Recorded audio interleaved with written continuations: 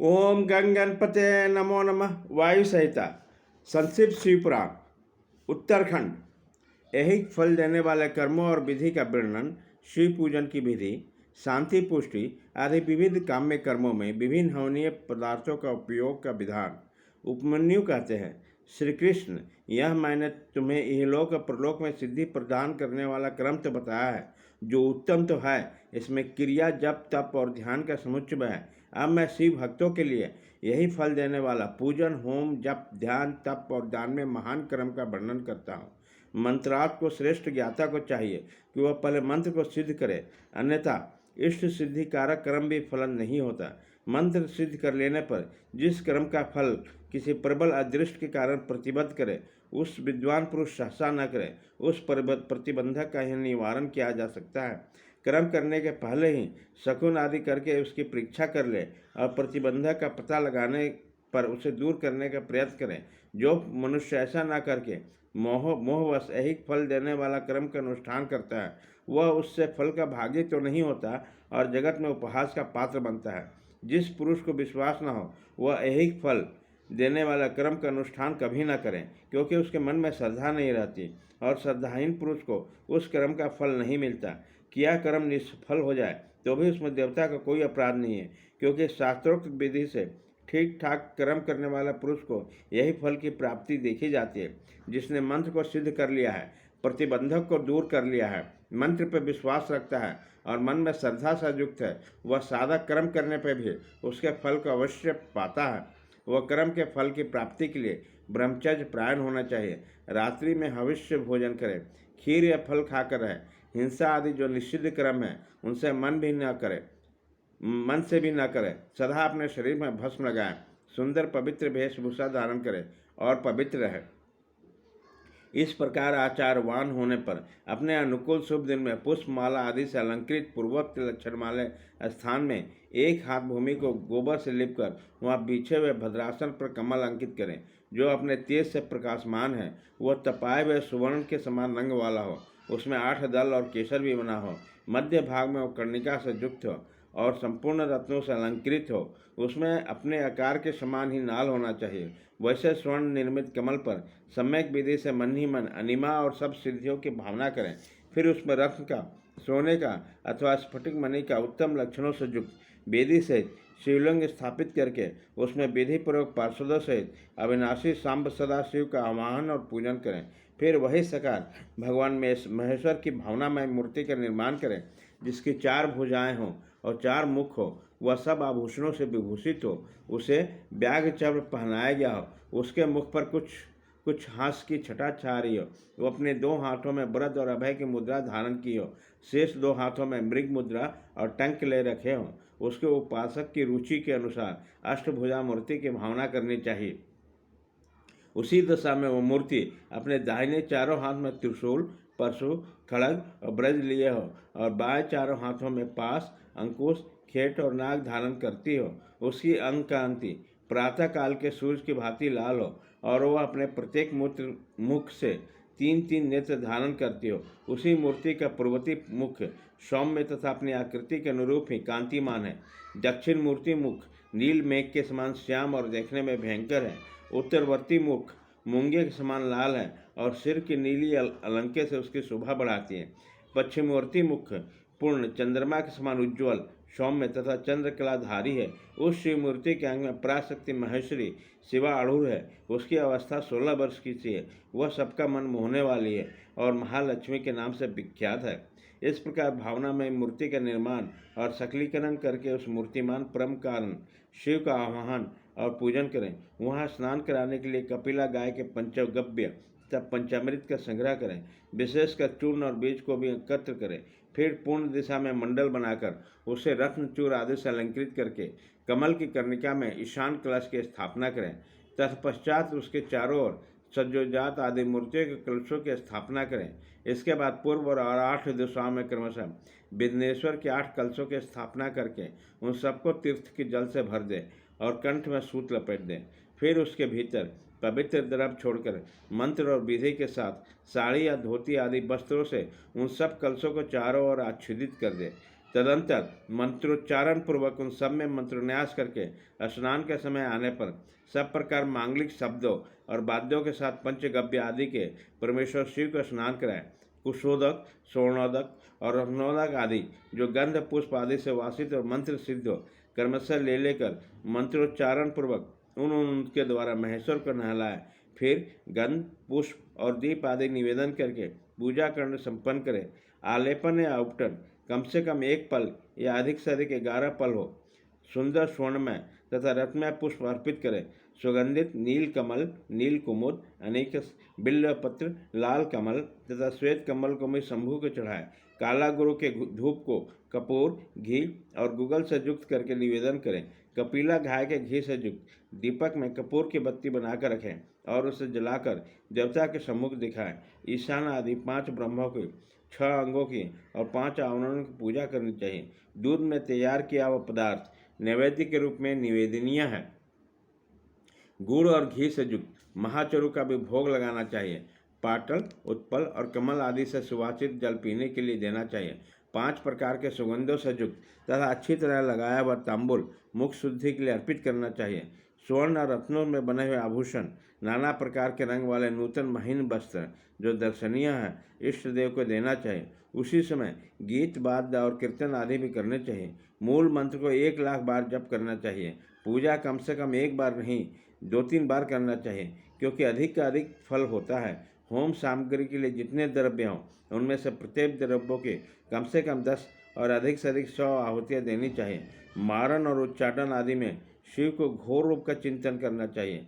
शांति क्रम या पौष्टिक क्रम करते समय शिवलिंग में, शिवाग्नि में तथा अन्य प्रतिमाओं में शिव के सम्यक रूप का ध्यान करना चाहिए। मारण आदि कर्मों में लोहे के बने हुए स्नोक और स्नोक का उपयोग करना चाहिए। अन्य शांति आदि कर्मों में स्नोवा बनाने के लिए चाहिए। मृत्यु पर विजय पाने के लिए घी, दूध में पलाई हुई दुर्वा से, मधु से, घी युक्त चरु अथवा केवल दूध से भी हवन करना चाहिए तथा रोगों के शांति के लिए तिलों की आहुति देना चाहिए। समृद्धि की इच्छा रखने वाला पुरुष महान दरिद्र की शांति के लिए घी, दूध अथवा केवल कमल के फूलों से होम करें। वंशीकरण का इच्छुक पुरुष घृत युक्त जाति पुष्प, चमेली या मालती फूल से हवन करें। द्विज को चाहिए वह घृत और क्रमवीर पुष्पों की आहुति देकर आकर्षण का प्रयोग सफल करें। तेल की आहुति से उच्चाटन और मधु की आहुति से स्तंभन क्रम करें। सरसों का आहुति से वे स्तंभन किया जाता है। बड़ के वृक्ष और तिल की आहुति द्वारा मारण और उच्चाटन करें। नारियल के तेल की आहुति देकर विदेशन क्रम करें। रोही के बीज की आहुति देकर बंधन का तथा लाल सरसों मिले हुए संपूर्ण होम द्रव्यों से सेना स्तंभन का प्रयोग करें। अभिचार क्रम में हस्त चालित यंत्र से तैयार किए हुए तेल की आहुति देनी चाहिए। कुटकी की भूसी, कपास की डोर तथा तेल मिश्रित सरसों की आहुति दी जा सकती है। दूध की आहुति जवर की शांति करने वाला तथा सौभाग्य रूप फल प्रदान करने वाला होता है। मधु, घी और दही को परस्पर मिलाकर इनमें दूध और चावल से अथवा केवल दूध से किया गया होम संपूर्ण सिद्धियों का देने वाला होता है। सात समाधि आदि से शांतिक अथवा पौष्टिक कर्म भी करें। विशेषतः द्रव्य द्वारा होम करने पर वश्य और आकर्षण की सिद्धि होती है। बिल्व पत्रों का हवन वंशीकरण तथा आकर्षणों का साधन और लक्ष्मी की प्राप्ति करने वाला है। साथ ही वह शत्रु पर विजय प्रदान करता है। शांति कार्य में प्लास और खैर आदि समिधाओं का होम करना चाहिए। क्रूरता क्रम में कनेर और आग की समिधाएँ होनी चाहिए। लड़ाई झगड़ा में कटीले पेड़ की समिधाओं का हवन करना चाहिए। शांति और पुष्ट कर्म को विशेषता सांचित पुरुष ही करें। जो निर्दय और क्रोधी हो उसको अभिचारिक क्रम में प्रवृत्त होना चाहिए। वह भी उस दशा में जब दुर्वस्था चरम सीमा को पहुंच गई तो उसके निवारण का दूसरा कोई उपाय नहीं रह गया। आतताई को नष्ट करने के उद्देश्य से अभिचारिक कर्म करना चाहिए। अपने राष्ट्रपति को हानि पहुंचाने के उद्देश्य से अभिचारिक कर्म कदापि नहीं करना चाहिए। यदि कोई आस्तिक परम धर्मात्मा मान्य पुरुष हो उससे यदि कभी आततिपन कार्य हो जाए तो भी उसको नष्ट करने के उद्देश्य से अभिचारिक कर्म का प्रयोग नहीं करना चाहिए। जो कोई भी मन, वाणी और क्रिया द्वारा भगवान शिव के आश्रित हो उसके तथा राष्ट्रपति के उद्देश्य से भी अभिचारिक कर्म करके मनुष्य शीघ्र ही पतित हो जाता है। इसलिए कोई भी पुरुष जो अपने लिए सुख चाहता है, अपने राष्ट्रपालक राजा की तथा शिव व्यक्ति अधिचार आदि के द्वारा हिंसा न करें। दूसरे किसी भी उद्देश्य से मानन आदि के प्रयोग करने पर पश्चाताप से युक्त हो प्रायश्चित करना चाहिए। निर्धन या धनवान पुरुष भी बाणलिंग, नर्मदा से प्रकट हुए शिवलिंग, ऋषियों द्वारा स्थापित शिवलिंग या वैदिक लिंग में भगवान शंकर की पूजा करें। जहाँ ऐसे लिंग के अभाव हो वहाँ स्वर्ण और रत्न के बने हुए शिवलिंग में पूजा करनी चाहिए। यदि स्वर्ण और रत्नों को उपार्जन की शक्ति न हो तो मन से ही मन भावनामय मूर्ति का निर्माण करके मानसिक पूजन करना चाहिए, अथवा प्रतिनिधि द्रव्यों द्वारा शिवलिंग की कल्पना करनी चाहिए। जो किसी अंश में समर्थ और किसी अंश में असमर्थ हो, वह भी यदि अपनी शक्ति के अनुसार पूजन कर्म करता है तो अवश्य फल का भागी होता है। जहाँ इस क्रम का अनुष्ठान करने पर भी वो फल दिखाई नहीं देता, वहाँ 2 या 3 बार उसकी आवृत्ति करें। ऐसा करने से सर्वथा फल का दर्शन होगा। पूजा के उपयोग में आया हुआ जो स्वर्ण, रत्न आदि से उत्तम द्रव्य हो वह सब गुरु को दे देना चाहिए। उसके अतिरिक्त दक्षिणा भी देनी चाहिए। यदि गुरु नहीं लेना चाहते तो सब वस्तुएं भगवान शिव को ही समर्पित कर दें अथवा शिव भक्तों को दे दें। इनके सिवा दूसरे को देने का विधान नहीं है। जो पुरुष गुरु आदि की अपेक्षा न रखकर स्वयं यथाशक्ति पूजा संपन्न करता है, वह भी ऐसा ही आचरण करें। पूजा में चढ़ाई हुई वस्तु को स्वयं न ले। जो मूढ़ लोभ बस पूजा के अंगभूत उत्तम द्रव्य को स्वयं ग्रहण कर लेता है, वह अभिष्ट फल को नहीं पाता है। इसमें अन्यथा विचार नहीं करना चाहिए। किसी के द्वारा पूजित शिवलिंग की मनुष्य ग्रहण करे या न करें, यह उसकी इच्छा पर निर्भर है। यदि ले ले तो वह स्वयं नित्य उसकी पूजा करें अथवा उसकी प्रेरणा से दूसरा कोई पूजा करें। जो पुरुष इस क्रम को शास्त्रीय विधि के अनुसार ही निरंतर अनुष्ठान करता है, वह फल पाने से कभी वंचित नहीं रहता है। इससे बढ़कर प्रसन्नता की क्या बात हो सकती है। तथापि मैं संक्षेप में कर्म जनित उत्तम सिद्धि की महिमा का वर्णन करता हूँ। इसे शत्रुओं अथवा अनेक प्रकार के व्याधियों का शिकार होकर अपने मौत के मुंह में पड़कर भी मनुष्य बिना किसी बिंद बाधा के मुक्त हो जाता है। अन्यथा कृपण भी उदार और निर्धन भी कुबेर के समान हो जाता है। कुरूप भी कामदेव के समान सुंदर और बूढ़ा भी जवान हो जाता है। शत्रु क्षण भर में मित्र और विरोधी भी किंकर हो जाता है। अमृत विष के समान, विष भी अमृत के समान हो जाता है। समुद्र भी स्थल और स्थल भी समुद्रवत हो जाता है। गड्ढा पहाड़ जैसा ऊंचा और पर्वत भी गड्ढे के समान हो जाता है। अग्नि सरोवर के समान शीतल और सरोवर भी अग्नि के समान दाहक बन जाता है। उद्यान जंगल और जंगल उद्यान हो जाता है।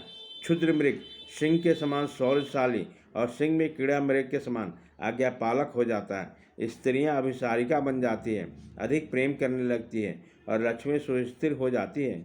वाणी इच्छानुसार दासी बन जाती है और कीर्ति की गणिका के समान सर्वत्र गामिनी हो जाती है। बुद्धि स्वेच्छानुसार विचरने वाले और मन हीरे को छेड़ने वाले सुई के समान सूक्ष्म हो जाती है। शक्ति आदि के समान प्रबल हो जाती है और बल मत्स्य गजराज के समान पराक्रमशाली होता है। और शत्रु पक्ष के उद्योग और कार्य स्तब्ध हो जाते हैं तथा शत्रुओं के समस्त सुहृदगण उसके लिए शत्रु पक्ष के समान हो जाते हैं। शत्रु बंधु बांधव सहित जीते जी मुर्दों के समान हो जाते हैं। और सिद्ध पुरुष स्वयं आपत्ति में भी पड़कर अरिष्ट रहित यानी संकट मुक्त हो जाता है। अमृतत्व सब प्राप्त कर लेता है। उसका खाया हुआ पथ्य भी उसके लिए सदा रसायन का काम देता है। निरंतर रति का सेवन करने पर भी वो नया सा ही बना रहता है। भविष्य आदि की सारी बातें उसे हाथ में रखे हुए आंवले के समान प्रत्यक्ष दिखाई देती है। अनिमा आदि सिद्धियाँ भी इच्छा करते हैं फल देने लगती है। इस विषय में बहुत कहने से क्या लाभ। इस क्रम के संपादन कर लेने से संपूर्ण कामार्थ सिद्धियों में कोई भी ऐसी वस्तु नहीं रहती जो अलभ्य हो। अध्याय 32।